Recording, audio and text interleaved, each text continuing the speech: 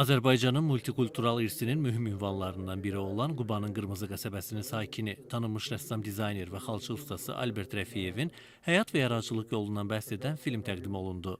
Diasporlu İş üzrə Dövlət Komitəsində keçirilən tədbirdə çıxış edənlər sənətkarın yaradıcılığından danışaraq, onun əsərlərini unikal sənət nümunələri kimi qiymətləndirdilər. Qeyd olundu ki, Azərbaycanın multikulturalizm siyasəti dünyada nümunəvi model kimi qəbul olunub. Ölkəmizdə müxtəlif xalqlar və dini icmalar əsrlər boyu sülh və qarşılıqlı anlaşma şəraitində yaşayıblar. Albertin əsərlərinə sadəcə olaraq baxmaq lazımdır. O mətndir, yəni onu oxumaq lazımdır.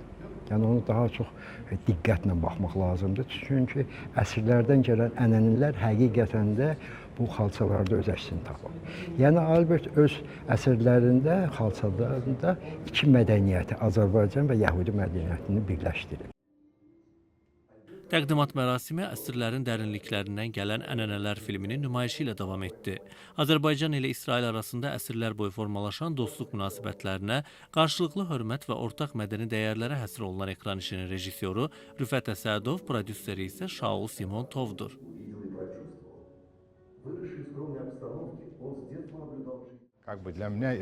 Biz sadəcə film göstərmirik. Bu filmdə iki xalqın dostluğundan bəhs edilir. Əsas olan mənim orada çəkdiyim rəsmləri göstərməyim deyil. Hesab edirəm ki, bu film bizim xalqların dostluğu yolunda yeni ümid və dayaq rolunu oynayacaq. Qoy Azərbaycan daim çiçəklənsin, dünyada həmişə sülh olsun.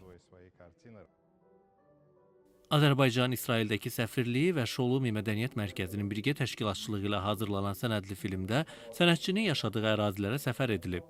2024-cü ildən başlayaraq Qubada, Qırmızı qəsəbədə, Bakıda, Moskva və İsraildə çəkilişləri aparılan filmin ilk təqdimatı da elə İsraildə nümayiş olunub. Gülarə Quliyeva, Vahab İvanzadə, İsa İsayev, Sevgi Əlizadə, Mədəniyyət xəbərləri.